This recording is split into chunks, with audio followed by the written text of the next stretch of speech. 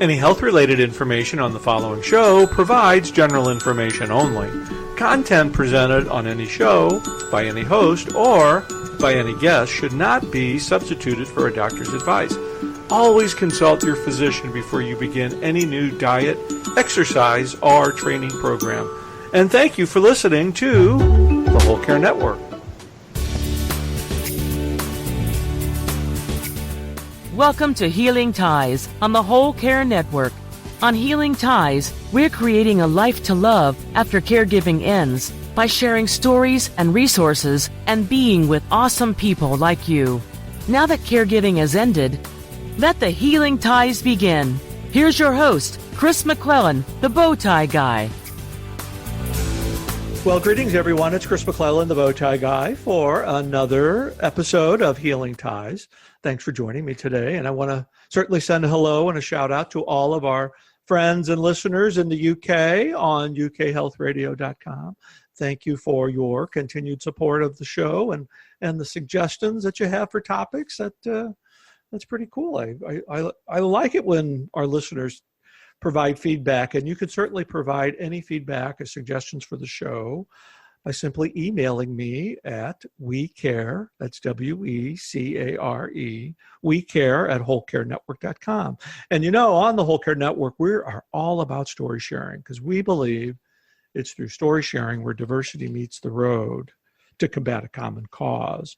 And all of our show hosts, they have a story to tell as well. But on today's show, just a couple of weeks ago, I had the opportunity to attend the Caregiver Accelerator program in Tampa, St. Pete, and that's actually the second year I've attended. And goodness, the knowledge, the technology, the story sharing that comes out of the Caregiver Accelerator program that Monica Stanchula is involved with, who you're familiar with on the Whole Care Network with her podcast series, It Takes a Team to Care. But on today's show, we have Leda Rosenthal, who is a 22-year-old caregiver and entrepreneur dedicating to making life-enhancing technologies accessible to caregivers and their loved ones. Leda's caregiving journey began in 2015 when her mom was diagnosed with early onset Alzheimer's disease during her first year at college. Now, 3 years later, brain health and caregiving consumes her life as her mom steadily progresses into later stages of Alzheimer's. And Leda, thank you for spending some time with me. Welcome to Healing Ties. Thanks for having me, Chris. I'm excited to be here. It was an honor to meet you in person and listen to your presentation. And again, congratulations on winning the pitch competition. But before we get into all that, why don't you tell our listeners a little bit about you, your background, and I want to hear about your mom and how she's doing as well. Sure. So my mom was diagnosed with early onset Alzheimer's disease during my first year at college. And as you can imagine, that's not something most 19-year-olds are dealing with. Right. So early on, sort of digesting that news and understanding sort of the implications that it was going to have on my life was really challenging. And everyone in my family was really active in sort of the preventative measures and the symptoms management early on. So things from doing the MIND diet to help manage symptoms, regular exercise, proper sleep, all of that we were very involved in. And then on the other hand of it, the tech hand, as my mom started to have trouble using her iPhone, she had trouble clicking the different buttons and sort of making calls on her own accord. I got involved in looking into what tech solutions were out there to help make that task a little bit easier for her. So then I started going on the trusty Googles and seeing what I could find. And I realized that the search itself was very, very challenging and time consuming. Yes. And as a busy caregiver, kind of last thing I wanted to be doing. So since that time, I've gotten immersed in helping to make that process easier for other families. But at home, we're using all sorts of technology, and my mom is doing really well. Her spirit is very positive, and my dad's her full-time primary caregiver. So we have a really fortunate situation at home. And from your experience, I just love the name of your company. I just, it was just so creative when you did your presentation, and I thought, oh my goodness, Alz You Need, ALZ. That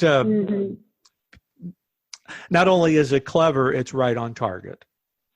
Yeah, we tell you all you need as far as technology goes. So technology, I know we're going to get in more of the personal stories in a little bit as well, but technology, everybody has their own level of expertise with technology. An example for me was I was in the middle of caregiving. My partner was a little bit older than me, and there certainly wasn't the technology in 2013 and 14 when we were in the midst of caregiving and there is today. But there's such an onslaught, and you mentioned the one word, and Monica uses this as well, Dr. Google. It's sometimes finding that right piece of technology that is user-friendly for all involved on the care team can be a little bit difficult. Right.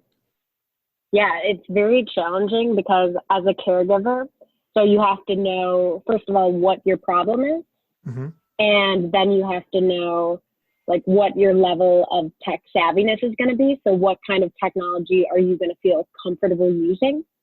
And when you put those two together with Dr. Google, very often the output is just these sort of long lists of specific products that are more difficult to apply to your situation, or just a lot of really heavy technical terminology that doesn't really relate. So sure, I know my mom can have troubles walking the dogs and sort of with the wandering aspect that comes in with that. But when I type that in, it doesn't output a GPS that's perfect for our situation. There are a lot of factors that go into that. So there are some GPS that you can put into a shoe. But for example, my mom has tons of pairs of shoes. That was one of her, shoes are a thing of hers. So that's a terrible solution for us. Yeah. And there are also GPSs in the smartphone, but my mom doesn't carry her smartphone and was never really a big fan of that. So that's not a great solution either. But we found that we could actually attach GPS trackers onto our dog, because when she leaves the house, she pretty much always brings them with her. So that was the perfect solution for us. But Google has no way of knowing that. And if I didn't have the knowledge that I had about what was out there on the marketplace, I wouldn't have found that solution or thought to even put it in the caregiving context. Wow. But just kind of on a sidebar, I know Monica's going to love it that we're using her term, Dr. Google, but technology, it does play such an important role in care. And I think for me as, doing the searches, so there's really not a universal word. Caregiving is so broad, but for instance, the person who is receiving care, there are so many different adjectives for that person. It could be the caree, the care partner, the care receiver, care recipient. And when you think about how Dr. Google works and you put these search words in, it can be just a little tad confusing. Yeah, absolutely. So sort of what I'm doing with Alz You Need then is we eliminate that search process and all of the stress. So instead, families or the caregiver or the person living with dementia, whoever it is, can go onto our website. They fill out a quick 5-minute survey and they tell us about what their challenges are, the type of technology they feel comfortable using, their price range, and other crucial information, so that we get a full overview of their situation and then can recommend high quality technology that's really going to help them with the problems that they know they're having, so that the use is very clear when they're looking at these technology solutions. So we just simplify discovery so that adoption is more or less painless, hopefully. Oh goodness. I am writing down in big letters what you just said, simplify discovery. Because I think if there's one thing that's universal for all caregivers, the and you just said it perfectly, if we can simplify discovery, it's going to make our caregiving day just a tad bit easier. Absolutely. Goodness. that just really rang a bell with me because because we're in the midst of caregiving. There's some things that are more challenging than others, but we're all thirsting and striving for that next best thing that's going to help us through the day. But when we're in the midst of it and we're stressed and we can't think of really what are the right search words to use, what is the perfect description, you're kind of taking that load off the caregiver. Yeah, absolutely. I mean, there's just so much out there, and I've seen the power of using the right technology in my own home. It's improved the quality of life for me and my mom and my dad, and I just want other families to see those benefits, and I think that Alz You Need makes that a little bit more possible. I think the other thing I think that is just critical for the listeners to know as well is that from this is coming from your experience.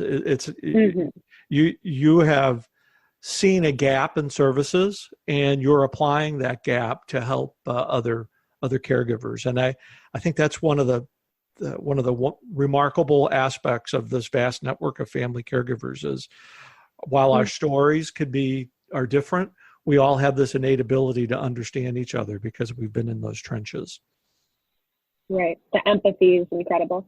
Yeah, empathy is incredible. So I guess I want to stick with technology just a little bit more. What what kind of trends are you seeing in technology right now that as you're doing your research,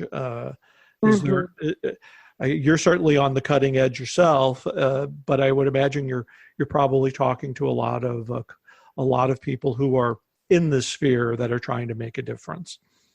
Right, definitely. So one of the bigger trends is personalization. So everyone has a unique caregiving story, like you were just saying, and they have unique problems. Their unique or their individual care networks differ a lot. So kind of how someone is going to use a product is going to be a little bit different for each family.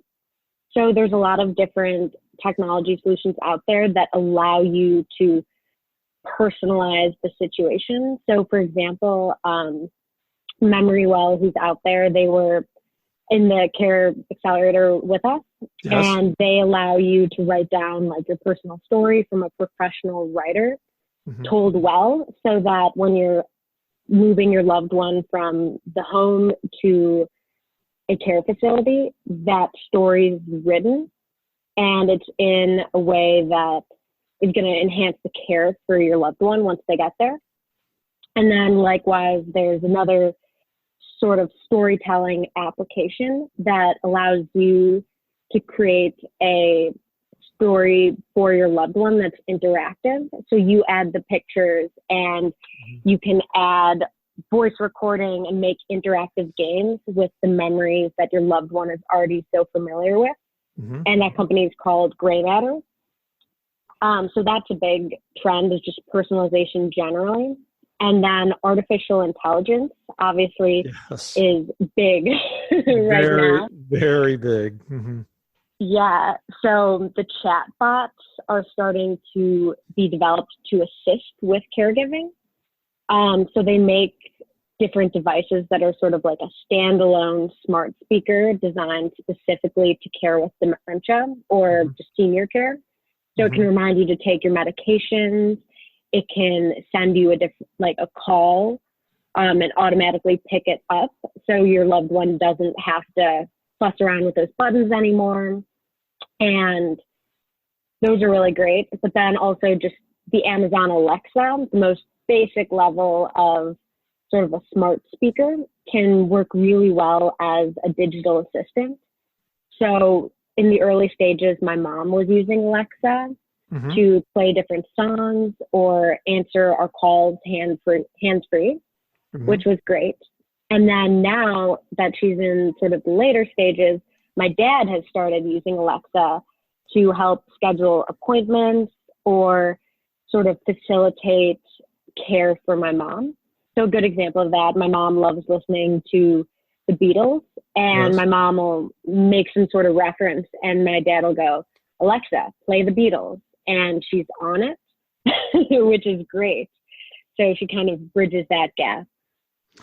Well, you'll be happy to know that when our podcast populates to the network, that your parents will be able to say, Alexa, play Healing Ties podcast with Leda Rosenthal.